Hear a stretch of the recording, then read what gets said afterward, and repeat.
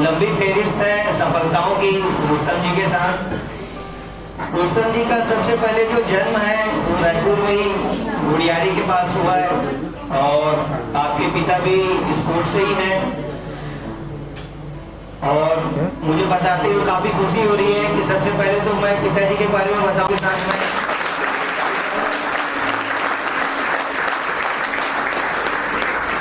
रुस्तम सारंग जी international weightlifter हैं जिन्होंने भारत की तरफ से कॉमनवेल्थ और टोक्यो ओलंपिक में भारत का प्रतिनिधित्व किया। 2015 में सर ने नेशनल गेम्स में गोल्ड भी जीता। और सर को अगर मैं छत्तीसगढ़ की बात करूं तो छत्तीसगढ़ की सरकार की तरफ से सर को इस बहुत सारी सफलताओं के लिए शहीद कौशल यादव अवार्ड मिला हुआ है। साथ ही साथ सर को शहीद राजीव पांडे अवार्ड भी मिला हुआ है।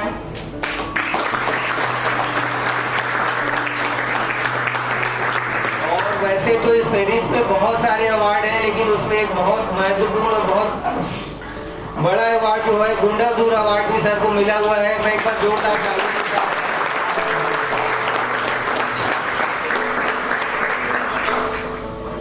साथियों, जैसे कि हमारी परंपरा रही है अतिथि देवो भव की, तो उसमें और भी कुछ लिस्ट मेरे पास है जो हमारे पास एज चीफ गेस्ट यहाँ पर पहुंचे हैं। मैं उनका भी तालियों से स्वागत चाहूंगा।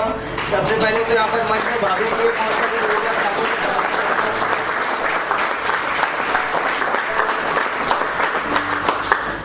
हमारे बीच यहाँ पर भावेश सारंग जी हैं, मैं उनका भी जोरदार तालियों से स्वागत करता हूँ। और भाई जयदीप सारंग जी भी हमारे बीच यहाँ पर मंच पे मौजूद हैं, उनका भी जोरदार आज हमारे बीच आतिश पाटिल जी हैं, मैं उनका भी जोरदार तालियों से स्वागत करता हूँ। कॉमेश डांडे जी भी हमारे बीच यहाँ पर मौजूद हैं। करण लहरे जी हैं,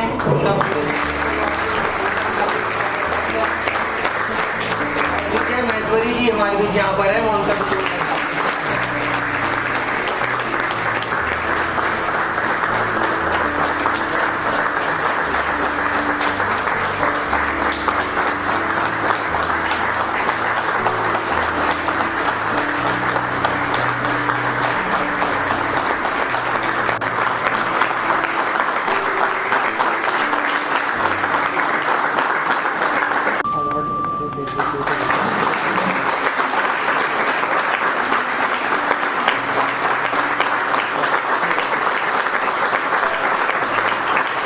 India national championship Uttar Pradesh 2013 उसमें गोल्ड। स्टेट गवर्नमेंट की तरफ से सर को शहीद कौशल यादव अवार्ड 2009 में दिया गया।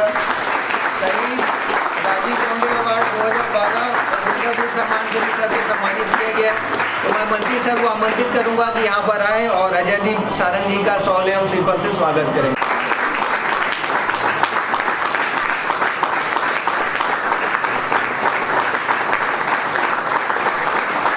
उसके बाद स्कूल नेशनल चैंपियनशिप तेलंगाना 2018 में ब्रॉन्ज मेडल जीता। उसके बाद जूनियर नेशनल चैंपियनशिप उड़ीसा 2022 में ब्रॉन्ज मेडल जीता।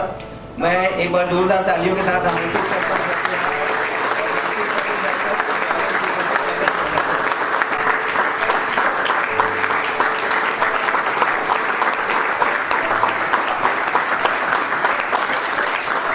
इसके बाद मैं आपको बताऊं आतिश पाटिल जी के बारे में।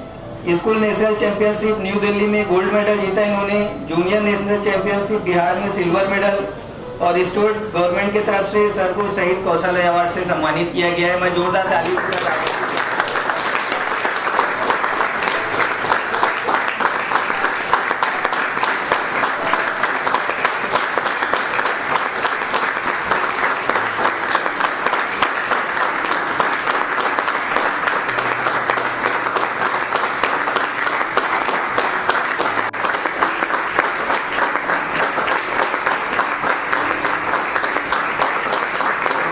2022 इसी साल इन्होंने फिर से गोल्ड जीता है। मैं जोरदार तालियों के साथ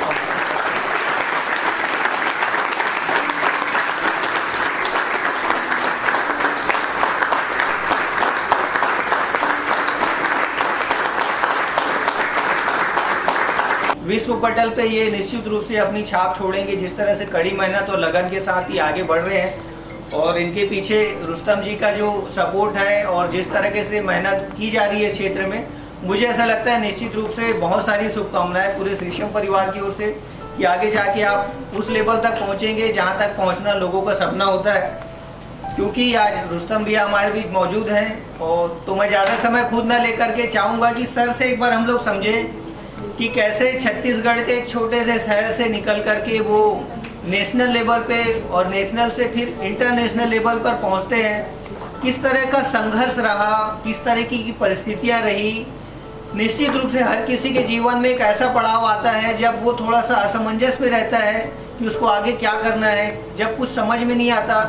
तो ऐसे समय में आखिर उस परिस्थिति से कैसा उन्होंने सामना किया, परिवार से किस तरह का सपोर्ट मिला और किस तरीके से परिवार ने उनको साहस दिया या जो भी है। सबसे पहले सबको नमस्कार। और मैं बहुत बहुत सौभाग्यशाली हूँ कि श्री शिवम ने मुझे यहाँ पे ये मौका दिया आप लोग के बीच आने का। मैं इसके लिए आप सबको तहे दिल से धन्यवाद देता हूँ। साथ ही साथ जुनेद भाई को भी बहुत बहुत धन्यवाद। मैंने सोचा नहीं था उन्होंने इतनी तैयारी कर ली है, क्योंकि पिछले कई दिनों से मुझसे कह रहे थे कि बच्चों का डिटेल और मेरा डिटेल मैं उनको भेजूं, लेकिन सच बता रहा हूँ कि कल रात को मैंने इनको शायद 11 या 11:30 बजे सारा डिटेल भेजा है। तो thank you so much Junaid भाई कि मैंने सोचा नहीं था, बहुत अच्छी तैयारी की आपने बच्चों के बारे में, मेरे पिताजी के बारे में। और ऐसे में बहुत जगहों पर नहीं जाता हूँ, लेकिन आप लोगों के बीच आके मैं सच में बहुत अपने आप को गौरवान्वित महसूस कर रहा हूँ। बहुत खुशी हो रही है कि मैं आज उस जगह पे आया हूँ जहाँ से मेरी शुरुआत हुई थी। अब ये आप सोच रहे होंगे कि ये शुरुआत कैसे हुई थी, क्योंकि आप भी सेल्स से जुड़े हुए, मैंने भी कभी सेल्समैन का काम किया है और हर घर में जाके नॉक करना पड़ता था, मैम मैं आऊँ अंदर, मैं कुछ दिखाना चाहता हूँ, थोड़ा देखिए। तो कहीं ना कहीं मेरा ये मानना है कि काम कोई भी हो छोटा नहीं होता। तो मैं जैसा जुनेद भाई ने बोला, मैं अपने सही जगह पर आता हूँ। इन्होंने कहा कि संघर्ष करके मैं यहाँ तक पहुंचा हूँ। आप लोगों ने भी, कई लोगों ने शायद न्यूज में होगा या बहुत हाईपेड होगा या बहुत हेल्थ वाला होगा, लेकिन एक्चुअल जो खिलाड़ी होते हैं इसी में होते हैं। जो आपने दंगल देखा है, आपने मैरी कॉम देखा है, उसमें तो आपने सेलिब्रिटीज को देखा है, लेकिन जो असली खिलाड़ी होते हैं वो हमारे जैसे होते हैं।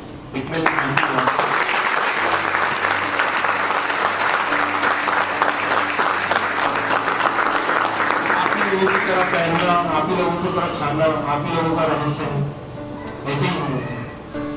अब आता हूँ मैं अपने संघर्ष के दिनों पर। मैं नहीं जानता कि आप लोग वेट लिफ्टिंग के बारे में कितना जानते हैं, लेकिन मैं ये चाहूंगा कि आज मैं यहाँ से जाऊँ तो आप वेट लिफ्टिंग के बारे में जाने की छत्तीसगढ़ में हमारी स्थिति क्या है। मैं शुरू करता हूँ मैं पिता से, बहुत ज्यादा समय नहीं लूंगा, बहुत शॉर्ट में और बहुत अच्छी अच्छी चीजें आप लोगों को बताऊंगा ताकि आप लोग जो है इस बात को समझ के आगे बढ़े और अपने जीवन में तरक्की पाए। पूरा समय लीजिए और पूरी स्टोरी बताइए। नहीं, वो तो नहीं बात है। तो मेरे जो पिता है श्री बुद्धराम सारंग जी, वो एक मध्यम वर्गीय परिवार में बोल सकता। आप ये समझ लीजिए कि वो गरीब परिवार में ही पैदा हुए थे। उनके जो फादर थे वो रेसलर थे। सरकारी पारा मुड़ियारी में हमारा घर है, हमारे पूर्वज भी वहीं के हैं। वो कुश्ती लड़ते थे। कुश्ती लड़ते लड़ते एक कोच ने उनको देखा कि उनका टैलेंट जो है वेट लिफ्टिंग में है, लेकिन तब तक वेट लिफ्टिंग में जब तक आते तब तक उनकी शादी हो चुकी थी और हमारे जैसे दो बदमाश बच्चे भी थे। तो हमारे जन्म के बाद उन्होंने वेट लिफ्टिंग को चुना। तो उन पे कई जिम्मेदारियां थी, परिवार भी चलाना था, घर भी संभालना था। इस चुनौती में उन्होंने वेट लिफ्टिंग किया और ये बड़े बुजुर्गों का आशीर्वाद था, उनके माता पिता का आशीर्वाद था कि उन्होंने जहां कदम रखा वेट लिफ्टिंग में तो उन्होंने सक्सेस जो पाया उन्होंने 1991, 92 में नेशनल मेडल जीता और वो छत्तीसगढ़ के पहले ऐसे खिलाड़ी बने जिन्होंने वेट लिफ्टिंग शुरू करके नेशनल मेडल लिया।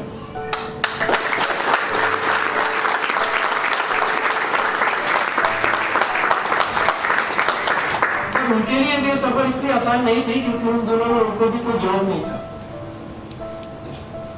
ये चुनौती थी कि स्पोर्ट्स करना। आप सभी को पता है वेट लिफ्टिंग भी पहलवानी का एक हिस्सा है, तो पहलवानी करने के लिए आपको अच्छा खान पान चाहिए।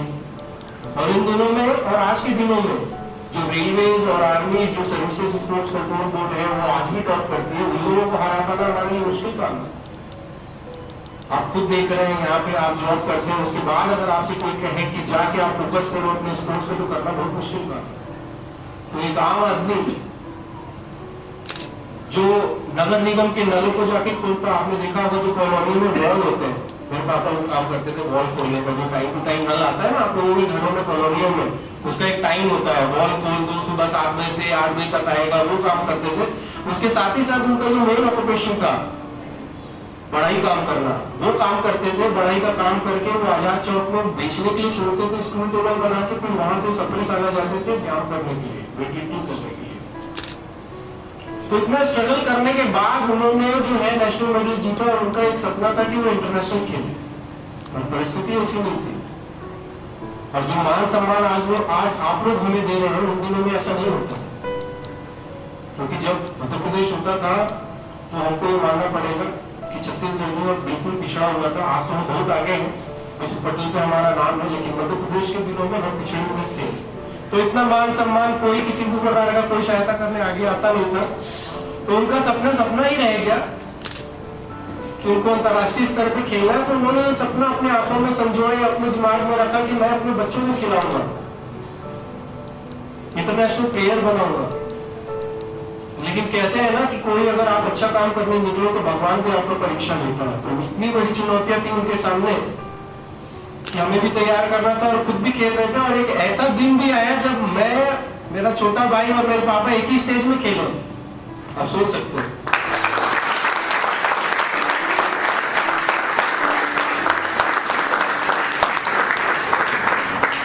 जब 1999 में मैंने पहली बार वेट लिफ्टिंग स्टार्ट की, तब मेरे शायद पिताजी को ये समझ में आया कि एक साथ तीनों का जो है वेट लिफ्टिंग कर पाना आसान नहीं है। तो उन्होंने अपना खेल त्याग दिया। उन्होंने यही जरूरी समझा कि मुझे अपना खेल छोड़ देना चाहिए, क्योंकि 3 लोगों की डाइट की व्यवस्था कर पाना मुश्किल काम था। क्योंकि 1993 में जब उनके खेल की उत्कृष्टता को देखते हुए मध्य प्रदेश शासन से उनको खेल कोटे के तहत जो है 4th क्लास की नौकरी मिली। क्योंकि आपको पता है पुराने दिनों में पढ़ाई लिखाई कैसा होता था, और खास करके जब कोई गरीब परिवार से आओ, एक ऐसे गरीब परिवार से जहाँ किसी ने पढ़ाई की नहीं, तो उसमें घर भी चलाना है, तो स्कूल भी कराना है। तो उन्होंने यही सोचा कि छोड़ दिया। तो धीरे धीरे उन्होंने अपने बेटों को तैयार किया। जो उनको नेगेटिव बातें नहीं बताते, मैं बहुत बदमाश हूँ, सच में बहुत बदमाश हूँ। जैसे दंगल फिल्म आपने देखा है, जैसे विरोध करती है गीता फोगट जी, देखा ही होगा आपने कि नहीं मैं पापा के अगेंस्ट जाऊंगी। तो सेम था मैं भी वही। तो जो कहानियां बनती है थोड़ी बहुत उसमें मसाले होते हैं, लेकिन सच्चाई इसमें बहुत होती है। तो ऐसे ही मैं था। वो बोले जिम जाना, नहीं मैं नहीं जाऊंगा। वो बोले स्कूल जाना, नहीं मैं नहीं जाऊंगा। अब मानेंगे नहीं, 3 महीने में 3 दिन स्कूल गया था। ये मेरा अटेंडेंस था। स्कूल में भी बहुत बदमाश, नहीं लड़का तो पढ़ता ही नहीं, आता ही नहीं, बहुत बदमाश लगता है। क्योंकि सर ने बात बोला मेरे को पूरा समय है, पूरी कहानी बताई, इसलिए मैं अपने नेगेटिव्स में बता रहा हूँ, कि मैं छुपा के रखूं। तो अपने में मस्त था, ये सोचता था एक 12.5 साल का लड़का और क्या सोचेगा। वो यही सोचता था कि मैं क्यों घूम रहा हूँ, व्यायामशाला में मेरा क्या काम है, जिम में मेरा क्या काम है, क्या मिलेगा। मेरे दोस्त तो यहाँ घूमते हैं, बढ़िया खेलते हैं, उनके माँ बाप पैसा देते हैं, खाते पीते हैं, ट्यूशन जाते, स्कूल जाते, मैं क्यों आ रहा हूँ। हमेशा विरोध करता था। लेकिन ये भैया थे हमारे छोटे वाले, इनको बड़ा इंटरेस्ट था, तो इनकी वजह से बहुत गालियां खाता था मैं, देखो छोटे को देखो, देखो छोटे को देखो। लेकिन कहीं ना कहीं जो बोलते हैं ना कि जब आपको सच्चाई का पता चलता है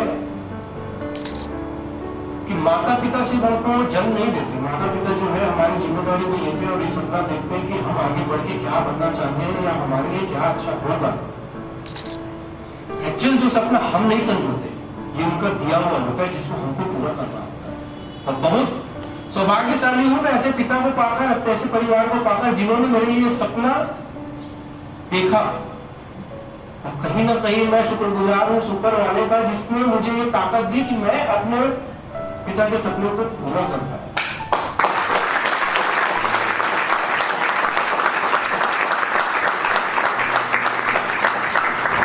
मस्ती मजाक में मैंने वेट लिफ्टिंग चालू तो कर दी कि नहीं खेलना है खेलना है खेलना है, लेकिन असल जिंदगी का मतलब तब समझ में आया जब हमारे घर में हमारे चाचा, मेरे पापा के सगे भाई, जब उनका रोड एक्सीडेंट में डेथ हो गया, रोड एक्सीडेंट में डेथ हो गया, तब हमें 14 साल की उम्र में हमने चुना कि अपने माता पिता का हम तो मैंने 250 रुपए महीने में न्यूज़पेपर, जिस न्यूज़पेपर में आपके स्टोर का भी नाम आता होगा, वो मैंने बांटा 100 150 घरों में। जो शहीद स्मारक भवन है, आपको पता होगा राष्ट्रपति इसके सामने, वहां से पेपर उठाता था मैं 150 180 घरों का और बांटता था हीरापुर में, साइकिल से अप डाउन कर। और ये जो छोटा वाला भाई है, ये बनाता था स्टूल और टेबल। ये जो आप देख रहे हैं, इसका एक बहुत अच्छा कारीगर है, कारपेंटर है। ये बना के गाँव गाँव में घूम घूम के जाके बेचता था। और हमको मिलता क्या था, कुछ 500 रुपए ये कमा लेता था, 250 रुपए महीना मुझे। लेकिन उसके बाद भी हम अपनी पढ़ाई करते थे और अपना वर्कआउट भी करते थे। स्थिति और बच्चे बदतर होती गई जब हमको पता चला कि 250 रुपए महीना में बात नहीं बनेगी। तब हमने जाके एक गोल्डन पिरामिड एजेंसी थी रामपुर में, वहां एक चप्पल के सेल्समैन का काम किया था, जो मैं बता रहा था आप लोगों को। 45 डिग्री सेल्सियस में पैदल घूम के दीनदयाल उपाध्याय नगर में डेमोन्स्ट्रेशन देने जाता था। हर घर में जाता, मैडम मैं आ सकता हूँ, मैडम मैं डेमो देने आया हूँ, मेरे पास कुछ प्रोडक्ट है आपको बताना चाहता था। लिटरली मैं किसी को नीचा नहीं दिखाना चाहता था, लेकिन कोई पानी पूछ लेता था कि बेटा पानी पिएगा क्या, क्योंकि उतनी उम्र तो थी नहीं अपनी। कोई तो वहीं से भगा देता था, चल भाग कहाँ से आते थे। तो वो दिन भी देखा है हमने, वो काम भी किया हमने।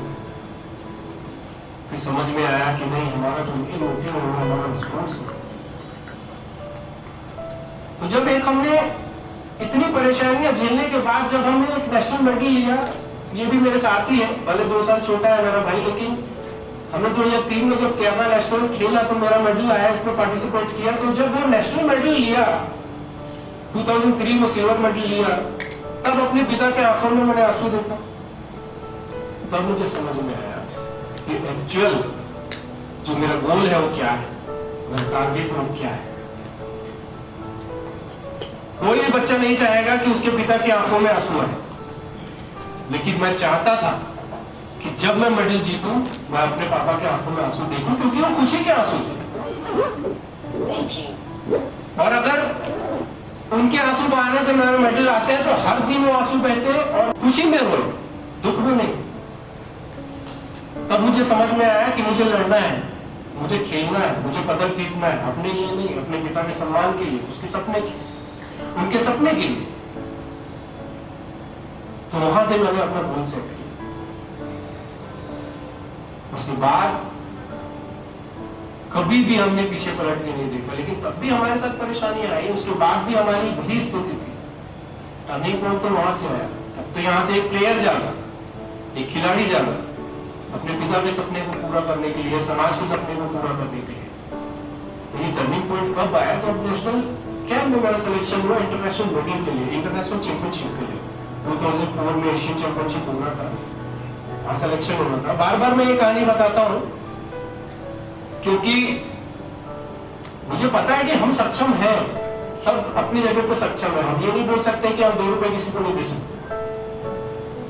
ये तो आपने जो एक सलमान खान जी का फिल्म आया था, आपने देखा होगा, वो जय हो देखा होगा आपने। उसमें उन्होंने कहा है कि थैंक यू नहीं बोलना, 3 लोगों की आगे मदद करना। उन्होंने कह दिया, हमने सुन लिया, लेकिन आपको सुन के हैरानी होगी कि ये चीज हम आज से नहीं, जय हो से नहीं, ये पहले से करते आ रहे। और उसी का नतीजा है कि ये बच्चे आज मेडल जीत गए।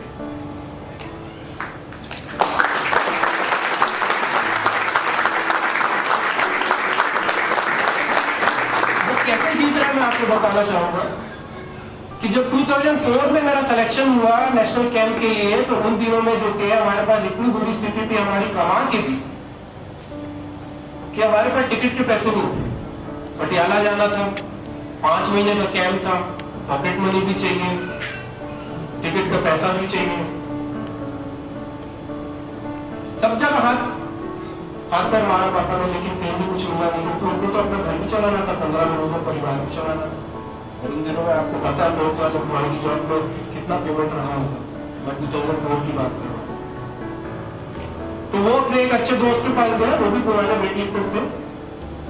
उनके पास गए, उनको सारा प्रोग्राम बताया, परेशानी बताई कि मेरे बेटे को जाना है, मेरे नहीं हमारे बेटे को जाना है और आगे बढ़ना है तो थोड़ी मदद करनी पड़ेगी। और श्योर ये मेडल लेके आया। मैं उन्होंने यही बात पूछा, आपको हेल्प क्या चाहिए? बोला अगर जाने भर का टिकट का आप अरेंज कर देते तो हमारे लिए हेल्प पड़ेगा, बहुत अपार्चुनिटी। जैसे ही उन्होंने बोला है, एक 700 रुपए की टिकट थी उस समय, तो मुझे अंदर से फीलिंग आया, क्या यार 700 रुपए नहीं है हमारे पास, तो पापा भी ना समझ गया ना, जैसे होता है कोई भी कि अगर आप भी हो और कोई आपके माता पिता किसी से मांगे आपकी मदद के लिए, तो आपको भी थोड़ा लगेगा कि हाँ रुकने गए है तो मांगना तो पड़ेगा। तो बाहर निकलने के बाद मैंने पापा से पूछा कि हमारी स्थिति इतनी खराब है कि हम लोगों से या अपनों से जाके हमको पैसा मांगना करना है जाने के लिए, नेशनल जाने के लिए। तो उन्होंने बोला कि है, हम तभी देखते, लेकिन मुझे ये पता है कि हम ये उनको लौटा भी सकते हैं, हम तभी गए। ध्यान से सुनिएगा इस बात कि मैं तुझ में देखता हूं कि तू इस समाज को कुछ पलट के देखे। मैंने कहा मुझे समझ में नहीं आ रहा। तो उन्होंने एक उदाहरण दिया बहुत अच्छा सा कि आज इन्होंने आपको 1000 रुपए 700 रुपए जो भी वो मदद किया आपको, लेकिन क्या तुम्हारे अंदर वो क्वालिटी है कि इस 700 रुपए को समाज को वापस लौटा सको? मैं फिर भी नहीं समझ पाया, शायद आप भी नहीं समझ पा रहे होंगे कि 700 रुपए ही तो है, लौटाना कौन सी बड़ी बात। लेकिन उन्होंने मुझे बोला कि आज समाज में एक व्यक्ति खड़ा हुआ है हम जैसे खिलाड़ी को मदद करने के लिए, तुम्हें इंटरनेशनल प्लेयर बनाने के लिए, क्योंकि वो कामयाब है इसलिए तुम्हारी मदद की। लेकिन तुम क्या अपने आप को इस लायक समझते हो कि जिस दिन तुम कामयाब हो जाओगे ऐसे 700 लोगों को मदद कर सकोगे? उम्मीद है आप लोगों को भी समझ में आ रहा है कि मेरे पिता ने मुझसे क्या कहा।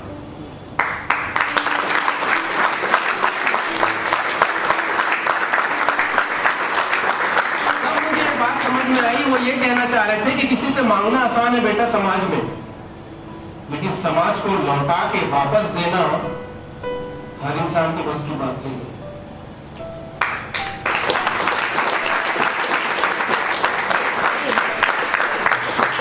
इसी दिन मैंने फैसला कर लिया कि जो तकलीफें, जो परेशानियां हम खिलाड़ियों को आती है या दूसरे खिलाड़ियों को आती है, ऐसी परेशानियां, ऐसी तकलीफें आने वाले समय में किसी को नहीं मिलेगी। जिस दिन कामयाब बनूंगा उस दिन दूसरे की कामयाबी का कारण बनूंगा, और यही मेरा लोगो है और यही मेरा लाइन है कि पहले खुद कामयाब करो, उसके बाद दूसरे की कामयाबी का कारण बनूंगा। तो मैं वही बता रहा था कि जय हो में आपने तो सुन लिया, लेकिन ये तो हम सच में करते आ रहे हैं, और अभी से नहीं 2004 से करते आ रहे हैं। शायद यही कारण है कि उससे हमें ताकत मिली। और 2002 में मेरे पिता ने जो एक व्यायामशाला डाला था जहां निःशुल्क रूप से हम बच्चों को वेट लिफ्टिंग की ट्रेनिंग देते हैं, आज वो बहुत बड़ा एकेडमी बन चुका है। और उसी का नतीजा है जो ये अतीश पाटिल ने देखे आपके बीच में, आज ये खेल कोटे से इंडियन नेवी में जॉब कर रहा है, जो इंडियन नेवी में भारतीय जल सेना में काम कर रहे हैं और इनका और नहीं लगने वाला है।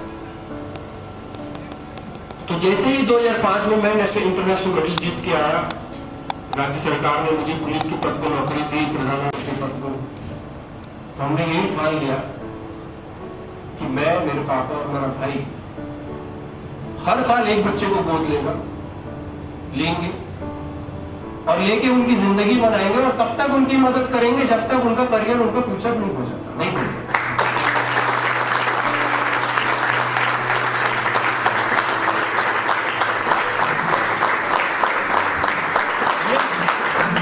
ये जो सोशल मीडिया है, मुझे लगता है इसका जो चलन या प्रचलन जो है 2010-2011 में आया, नहीं तो शायद हमने भी अपने जो कारनामे उसमें भर रखे होंगे। लेकिन सच्चाई ये है कि ये जो हम कार्य करते हैं वो सोशल मीडिया को या किसी को बताने के लिए या अपने आप को दिखाने के लिए नहीं करते, इससे आपको खुशी मिलती है, शायद आपको भी खुशी मिलनी चाहिए। तो ये सब बताने का कारण ये है कि हमको अपने पुराने दिन नहीं भूलने चाहिए, कभी अपने पुराने दिन बताने में शर्म नहीं आनी चाहिए, हमको गर्व से बताना चाहिए कि हम किस स्तर से आए हैं, कहां से हम उठे हैं और हम कहां तक पहुंचे। सबकी अपनी संघर्ष की कहानी होती है, लेकिन सिर्फ अपनी होती है। समाज के लिए संघर्ष करने की कहानी बहुत कम होती है। आज अच्छे जॉब में हूं मैं, ये भी अच्छे जॉब में है, पापा भी अच्छे जॉब में है, लेकिन फिर भी हम आज 5 घंटे उस व्यायामशाला में बैठ के बच्चों को निःशुल्क ट्रेनिंग देते। क्यों देते हैं? क्योंकि कहीं ना कहीं उनकी आंखों में हम अपने आप को देखते हैं, ये सोचते हैं कि हमने कभी किसी से कुछ मदद मांगी थी, इनको वो दिन देखना ना पड़े, इनको मांगने से पहले हम उनके हाथों पे दे दें। और आप में से पता नहीं कितने लोग आगे जाके क्या होने वाले हैं या क्या बनने वाले हैं, हो सकता है आप भी ऐसे ओनर हो या और आपका कुछ बड़ा कुछ हो, लेकिन आपसे भी मेरा नहीं होता। खिलाड़ी जो है सिर्फ अपने लिए नहीं खेलता है, अपने समाज के लिए खेलता है, वो इस तिरंगे के लिए खेलता है। ना ही उसकी जात होती है, ना धर्म होता है, ना ही किसी राजनीतिक पार्टी का होता है, वो हमारे देश का होता है।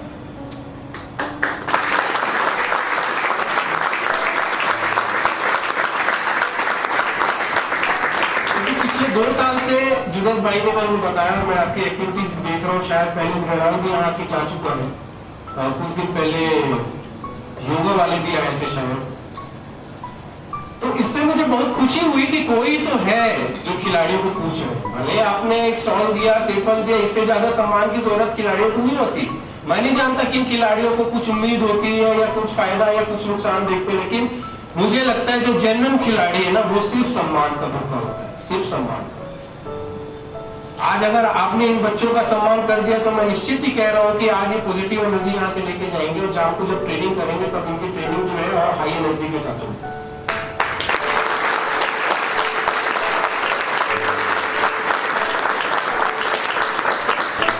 तो ये हमारे संघर्ष की कहानी हुई, जैसा आप जानना चाहते थे, समझना चाहते थे। आज हम खुश हैं, सेटल हैं, लेकिन ये इंटरनेशनल अचीव करने के लिए किस्मत से भी लड़ना पड़ा। ये तो हमने आर्थिक स्थिति बता दी, तुम किस्मत से कैसे लड़े। आपको जान के हैरानी होगी कि 2007 में जब मेरे स्पाइनल कॉर्ड में मेरे को चोट लगा था, स्पाइनल कॉर्ड जो रीढ़ की हड्डी होती है ना, उसमें चोट लगा था। उसमें जब मैंने एमआरआई कराया, एमआरआई स्कैन कराया, तब डॉक्टरों ने बताया उसमें हेमरेज फ्रैक्चर है। समझ सकते हैं आप हेमरेज फ्रैक्चर, हम यहाँ पे एक सरदर्द से होते हैं। तो जब बॉम्बे के एक बहुत अच्छे स्पेशलिस्ट डॉक्टर हैं, उनसे कंसल्ट किया गया, तब उन्होंने बताया कि इनके जो वर्टिब्रा में, जो स्पाइनल कॉर्ड में जो है हेमरेज फ्रैक्चर है, और अगर ये बढ़ गया तो आने वाले दिनों में ये पैरालाइज्ड भी हो सकते हैं। उनके जो लोअर लिम्स है वो काम करना बंद कर देगा। अगर आपको कोई ऐसा कर दे, सोचने वाली बात है। लेकिन रायपुर के एक डॉक्टर के पास गया मैं, बहुत आदरणीय है, उन्होंने यही बोला कि हाँ होगा तो हो भी सकता है, लेकिन इसका मतलब ये नहीं कि हम मेहनत करना बंद कर दें।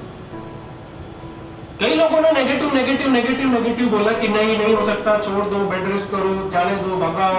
इवन जिन्होंने मुझे ये रास्ता दिखाया कि इंटरनेशनल खेलना है, मेरे पिताजी, उन्होंने भी बोल दिया कि अब नहीं खेलना है, बस करो, हमको जिंदगी अपनी खराब नहीं करनी है। लेकिन पिता के नाते वो भी ठीक थे। लेकिन एक पॉजिटिव एनर्जी जो उन डॉक्टर साहब ने दिया मुझे कि नहीं आपको कोशिश करनी चाहिए, आप खेलो, उस पॉजिटिव एनर्जी को लेके दंगल फिल्म में आपने देखा है, उन्होंने गीता जी ने अपने पापा से लड़ाई करती है कि पापा आपको कुछ नहीं आता, देखा होगा। लेकिन यहाँ उल्टा था, यहाँ पिता चाहते थे कि मैं आराम करूं, हमको नहीं चाहिए रिस्क, बोले घर बनाओ, शादी करनी है। सच्चाई 2007 की बात, घर बनाओ और कुछ शादी करनी, छोड़ो आगे जिंदगी बर्बाद नहीं करनी। लेकिन मेरे सपने का क्या है जो मैंने देखा था, मैं तो 2005 में एक इंटरनेशनल खेला था, मेरी कोई पहचान नहीं थी। जो मेरे पिता चाहते थे वो सपना मैंने पूरा नहीं किया था, तो मुझे क्या करना चाहिए था? बेड में रेस्ट करना चाहिए था, अपने पिता की बात माननी चाहिए थी कि चल देना चाहिए था अपना सपना पूरा करना। मैंने रात भर सोचा, बहुत सोचा कि नहीं, अगर आज मैं रुक गया तो फिर मैं आगे नहीं बढ़ पाऊंगा। और अपने पिताजी को बिना बताए अपने इंदौर वाले चाचा को फोन करके मैंने बोला, आप पापा को समझाइए, मुझे एक सीनियर इंटरनेशनल खेलना है, क्योंकि 2005 में मैंने जो है जूनियर इंटरनेशनल खेला था। और ये सच है, ये झूठ नहीं है, ये कोई कहानी या स्क्रिप्ट या मसाला नहीं है किसी फिल्म की, सच्चाई है। उनको मैंने कहा कि आप पापा को बता दीजिए, मैं कल निकल रहा हूं। और जब तक एक सीनियर इंटरनेशनल चैंपियनशिप नहीं खेलूंगा, घर वापस नहीं आऊंगा, चाहे उसके लिए मेरे को 1 साल लगे, चाहे उसके लिए मुझे 10 साल। मेरा ये मानना है कि जिस सपने को आप देखते हैं, आप उसी पे स्टिक रहिए, उसी पे चिपके रहिए कि मुझे करना है। क्योंकि मैं ये मानता हूं कि अगर हम पॉजिटिव एनर्जी के साथ ये सोचते हैं कि मुझे ये सपना पूरा करना है, तो ऊपर वाला भी आपका साथ देगा। आज भी वो हेयरलाइन फ्रैक्चर है, मैं उस पर और आज भी तकलीफ होती है मुझे।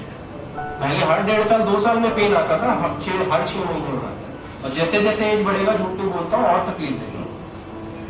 अगर मैंने एक्टिविटीज बदली हो, अगर मैं एक्सरसाइज करता रहा तो ठीक है, अगर छोड़ दिया तो तकलीफ देगी, ये सच्चाई है।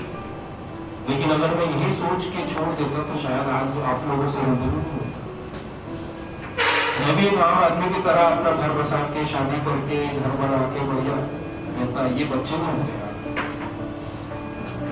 ये सब बताने का मेरा यही कारण है कि जिंदगी में कई उतार और चढ़ाव आएंगे, लेकिन आपको कामयाब बनना है हर कीमत पे। और न केवल कामयाब बनना है, अपने आने वाले भविष्य को कामयाब भी बनाना है। आपने देखा होगा कि हम आज के डेट में सोशल मीडिया, हर चीज सोशल मीडिया। जो सोशल मीडिया ने कह दिया सही है, सोशल मीडिया ने कह दिया कौवा कान ले गया, सही है, हाँ कौवा कान ले गया। वो छू के देखना नहीं चाहता कि सच में कौवा कान ले गया कि बस ऐसे ही। मेरा आप सब युक्त है, यही निवेदन है कि अपना गोल सेट करें, सोशल मीडिया जैसे फालतू चीजें तो दूर रहे, अपना दिमाग लगाए, क्या सही है क्या गलत है, समाज में भाईचारा बना के रखे, व्यवहार बना के रखे।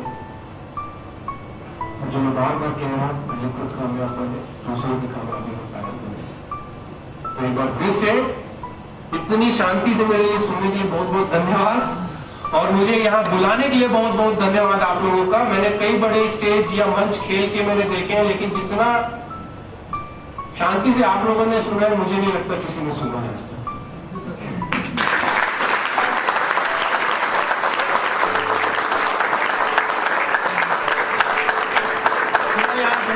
बहुत बहुत धन्यवाद आप लोगों का। मैं सदा आभारी रहूंगा, मेरे बच्चे आभारी रहेंगे। और कभी भी हमारी ओर से किसी भी सामाजिक कार्य में आपको हमारी जरूरत हो, तो मैं और मेरी पूरी टीम आप लोगों के लिए तैयार रहेगी। और मेरा आप लोगों से भी निवेदन है, विनती है कि कभी भी आपके स्टोर में कोई भी खिलाड़ी आए, तो चाहे वो किसी भी स्तर का हो, और अपने आप को बताता है वो खिलाड़ी है, तो यही एक नारियल भी देकर उनका सम्मान करेंगे तो पॉजिटिव एनर्जी के साथ जाएंगे।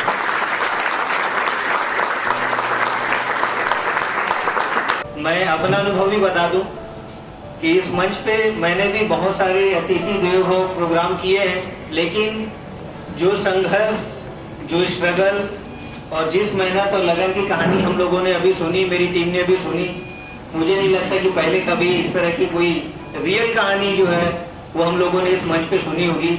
मैं पूरी टीम की ओर से आपका आभार व्यक्त करता हूँ कि एक बहुत छोटे से निमंत्रण में आपने समय निकाला, आपकी पूरी टीम ने समय निकाला और आप यहाँ पर आए। मुझे ऐसा लगता है कि बहुत बड़ा एफर्ट लगा करके भी, बहुत बड़े ट्रेनर को बुला कर भी मैं अपनी टीम को वो लर्निंग नहीं दे सकता था जो आपके माध्यम से लोगों को वो लर्निंग मिली है। क्योंकि हम अक्सर सुनते हैं कि टाटा ने ये किया, अंबानी ने वो किया और उसके बाद फिर वो सफल हुए, लेकिन जब हम अपने सामने देखते हैं कि हमारे बीच का एक आदमी निकल करके आगे बढ़ता है और वो विश्व पटल तक पहुंचता है और वो कैसे कैसे संघर्ष करके आगे जाता है, जब हम सामने देखते हैं और उसकी कहानी, उसी की जुबानी सुनते हैं, तो मुझे लगता है कि वो जो बात है ना, जो यहाँ से निकलती है वो यहाँ तक जाती है। तो मैं पुनः एक बार पूरे श्रीशम परिवार की ओर से आपका आभार व्यक्त करता हूँ। मैं एक बार जीएम सर को आमंत्रित करता हूँ।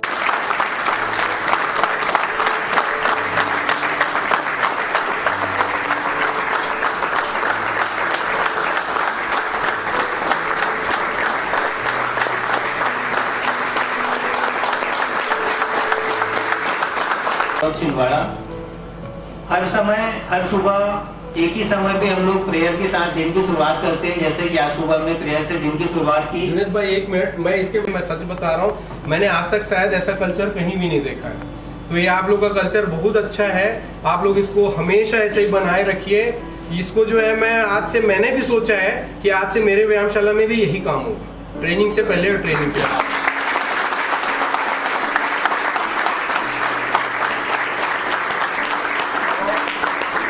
इस प्रेयर के पीछे हमारा जो एक सोच है हमारी, वो ये है कि एक बहुत ही पॉजिटिव तरीके से हम अपने दिन की शुरुआत करें।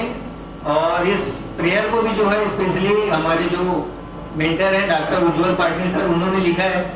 और तो इस प्रेयर के साथ हम सारे स्टोर में अपने दिन की शुरुआत करते हैं। हमारी टीम जो है कहीं ना कहीं इससे मोटिवेट होती है कि इसकी एक एक लाइन आप जब सुनेंगे ना, तो वो कहीं ना कहीं वो टच करती है हार्ट को। तो मैं वापस से आपका आभार व्यक्त करता हूँ कि आपने समय निकाला और हमारे बीच यहाँ पर आए। आप निश्चित रूप से आप श्री शिवम परिवार का एक हिस्सा है, हमें ऐसा लगता है। आपको जब भी ऐसा इधर आना हुआ, जब भी ऐसा लगा, आप बिल्कुल यहाँ पर जरूर आए। मेरे तरफ से बिल्कुल आपसे यही निवेदन है कि आपका साथ हमेशा बना रहे, क्योंकि आप जैसे लोग जब यहाँ पर आते हैं और जब हम उनसे मिलते हैं तो कहीं ना कहीं ज्यादा बेहतर करें। हम अपनी टीम में खिलाड़ियों को भी यहाँ पर जगह देते हैं। मैं आपको बताऊंगा कि हमारे बीच में ऐसे कई खिलाड़ी हैं जिन्होंने काफी अच्छा प्रदर्शन किया है, और उनसे हो सके तो मैं आपको मिलाऊंगा भी यहाँ पे विजिट के टाइम। हमारी संस्था श्री शिवम समूह अपने क्षेत्र में देश की सबसे सफल संस्था है। हमारे स्टोर में आने वाले प्रत्येक कस्टमर 100% संतुष्ट होकर जाते हैं। आज स्टोर में आने वाले प्रत्येक कस्टमर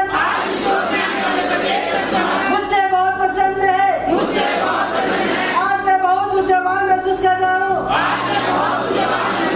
आप सभी को बोला कि खिलाड़ी नॉर्मल रहते हैं और रहते हैं। मैं आपको लिटरली बता रहा हूँ, जब आप वहां से चल के आ रहे थे ना, तो मेरे को ऐसे ही लग रहा था कि कोई बॉलीवुड स्टार आ रहे हैं। मेरे को ऐसा लगता है कि एक मूवी और बनना चाहिए दंगल के बाद। जो आपकी स्टोरी सुनी है, आपके ऊपर बनना चाहिए, और मेरे को लगता है उससे भी बड़ा हिट जाएगा वो, डेफिनेटली।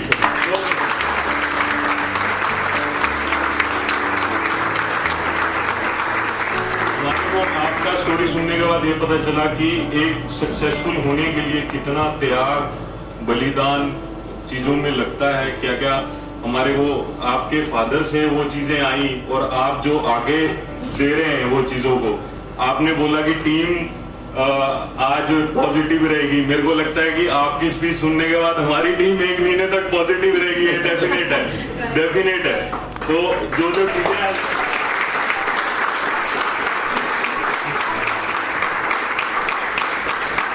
जो चीजें हमारे को लर्निंग मिली है सर से, बहुत बड़ी लर्निंग है। हमारे को बहुत चीजें सीखने को मिलती हैं इस चीज से कि सक्सेसफुल बनने के लिए बहुत ज्यादा हमारे को स्ट्रगल और उससे जूझना पड़ता है। एक कंफर्ट जोन से बाहर आके बहुत सारी मेहनत करनी पड़ती है, तभी एक इंसान आगे बढ़ता है।